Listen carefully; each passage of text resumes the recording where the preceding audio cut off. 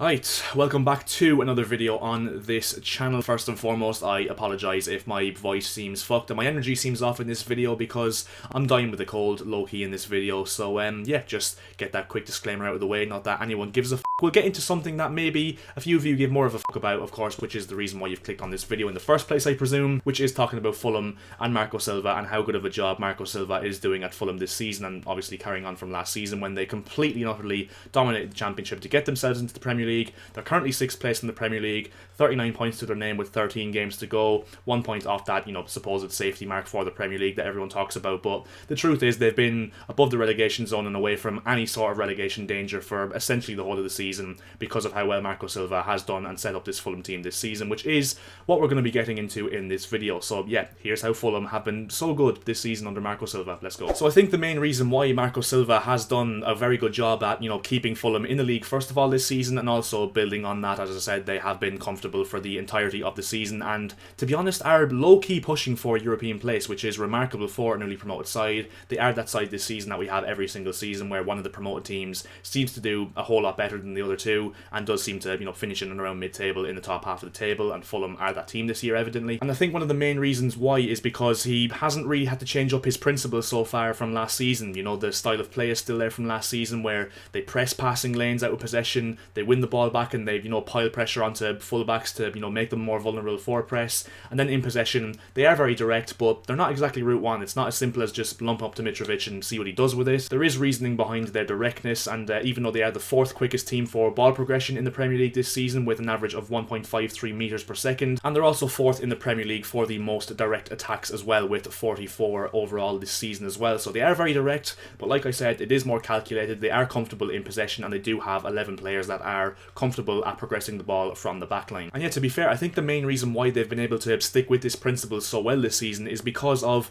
3 or 4 signings that I think have been absolutely instrumental in improving Fulham this season and allowing Marco Silva to continue this way of playing in the Premier League, because of course we've seen so many times with teams that have come up from the Premier League that play this expansive brand of football, like to play with the ball on the ground, and they just get absolutely hammered in the Premier League by every single team that they play against. But Fulham have been able to make a few signings that have been able to allow them to play that way in the Premier League. The main one obviously has to be João Palhinha. He's just an absolute dream of a holding midfielder for this Marco Silva team, and the fact that Fulham even got him, there was a lot of eyebrows raised in the summer when Fulham did manage to sign this guy, because if you do remember, there was a lot of big clubs looking at this guy, and to be honest, there's no wonder why, because he's an absolute demon defensively. His defensive output is absolutely sensational. He's got the structure of Rodri, but even though he's not got the same passing ability as Rodri, his defensive ability overall, as I said, is absolutely monstrous. He averages 2.45 tackles won per 90 and an aerial duel success rate of 64.1%, and yet overall every single one of his defensive stats is absolutely top notch, and as a defender, even from the eye test,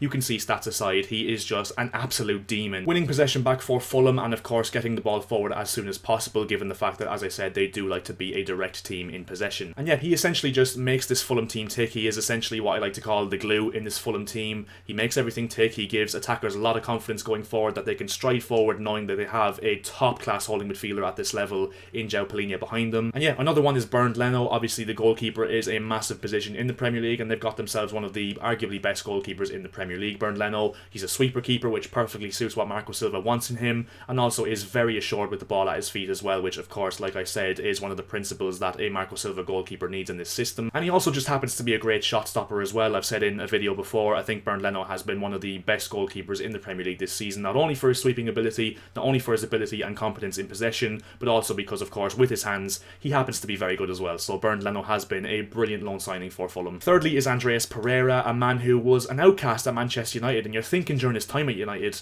what's he used for? What's he useful for? What's he good for as a footballer? But we've really seen it this season, because in that 10 position, Marco Silva has really unlocked a gem in that 10 position, and he's been absolutely phenomenal for Fulham. He drops into those half spaces, links it all together in attack, and obviously offers, Mitrovic an option when Mitrovic likes to drop deep and use his physical presence. And it's backed up in the numbers. 2.34 key passes averaged per 90 for Andreas Pereira, and also does utilise his crosses as well, which Fulham very much do like to do with set pieces. 1.73 shot creating actions per 90 from dead ball scenarios, and overall Andreas Pereira has added a lot of creativity to this Fulham team and has been absolutely sensational in my opinion, and been one of Fulham's best players this season, and is kind of going under the radar for how well he's done this season. And the final signing I think that has really, done well at Fulham this season, not necessarily been one of the ones that's been instrumental in this system, but I do think he has been very consistent for Fulham this season. Willian, one of our own at Chelsea, of course, another one whose reputation was in the bin when he joined Fulham, but Marco Silva has really rejuvenated him, giving him life off that left-hand side. And if there's one thing Fulham like to do, it's a switch to the far side of the wing. If you'll see if you watch Fulham play, if the ball's on the left-hand side of the pitch, the right winger in Cordova-Reid will stay free out on the right-hand side and give himself space to,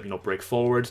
And the vice versa, if it's on the right-hand side, Willian must stay out on the left. And with Willian, if he gets given space, he will be very dangerous. Of course, he does have that signature move, which is to cut in his right foot, which he has been very dangerous doing at Fulham this season so far. And yeah, overall, his pressing ability, his energy has added a lot to this Fulham attack. And yeah, as I said, Marco Silva is really getting the best out of Willian after his, reputation was kind of ruined, like I said, when he was at Arsenal a few years ago. Hey there, why are you not subscribed, huh? Unless you are, in which case, just ignore this message. According to the stats, nearly 80% of you aren't subscribed to this channel. What the f***'s that about, huh? Subscribe! And leave a like while you're at it as well. Cheers. Love ya. And I mean, if you just go through Fulham's starting 11, I mean, it is a really, really competent starting 11 at this level, or has proved to be this season. Like I've said, we've already talked about Bernd Leno in goal, very comfortable with the ball at his feet, and is a very competent shot stopper. You have Tim Ream and Issa Diop at centre-back, two centre-backs that are very comfortable on the ball and are more than willing to, make risky passes and, express themselves by playing long balls forward to Willian or Cordova-Reid for a potential switch, which, is perfect for this Marco Silva system and exactly what he wants in two centre-backs. Then you've got Anthony Robinson, who is a very good left-back, Kenny Tete, who has been absolutely brilliant this season, another one who has gone massively under the radar. They do like to deploy an elbow tactic in possession, Fulham, so if Robinson goes forward, Tete will shift in and make a back three with Diop and Ream. And likewise, if Tete gets forward, Robinson will do the same as well, and both are very comfortable at doing this. Both are good defensively and able to shift across, but also very competent going forward as well, and adding directness to this Fulham attack when they are going forward. Then, as I said, you've got João Palhinha, an absolute destroyer in the middle of the park. You've got Harrison Reed next to him, who adds a bit more of energy to this team. I do think Sasa Lukic will be implemented into this team,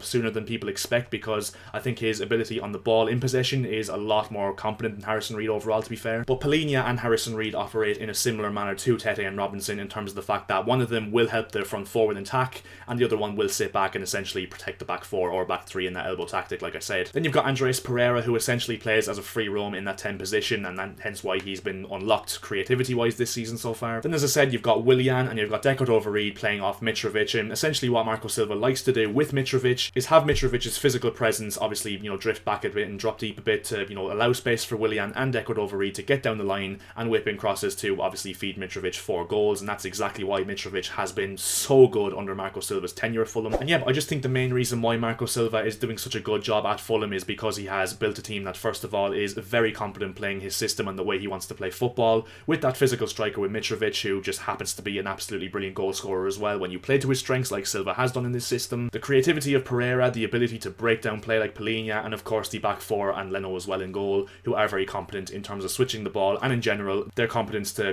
work the ball out from the back and create direct attacks for the likes of Willian, Cordova-Reid, Mitrovic and Pereira. So yeah, Fulham have well and truly learned their lesson from the last 2 times they were in the Premier League. Of course they went straight down in both those seasons and have impressed a lot of people, and probably shocked 99% of the Premier League fan base who did think that they were certainties to go down once again. I actually thought they would stay up, but I obviously didn't guess that they'd do this well. And yeah, Marco Silva, it's good to see because he's really, rejuvenated himself with Premier League fans, because, after getting relegated with Hull, being sacked by Watford after a few months, and then of course the shit show at Everton, which every single manager we have seen since has, dealt with the same shit. And he's come into Fulham, he's proved all the doubters wrong, and yet is getting this Fulham team ticking. It'll be interesting to see if second season syndrome hits them next season, but I just do think that they have a very strong squad, which is only going to get better because they are going to finish high in the Premier League this season, and of course maybe strengthened even further by Europa League football or Conference League football. Who knows with the way this season's going. But yeah, Fulham fans, let me know in the comment section below, have I hit the nail on the head with my analysis of your club, or am I talking absolute shit? Do let me know. I mean, no one will know your club more than you do, of course. And yeah, leave a like on the video if you did enjoy it, would be massively appreciated. And also if you could subscribe to the channel as well, that would also be hugely, hugely appreciated as well, because we are looking to hit 2,000 subscribers on this channel as soon as we possibly can. We're so close, so every single one of you that hits that subscribe button would be an absolute legend in helping me getting there as soon as possible. And yeah, I'll see you next time. Chat to you later. Goodbye.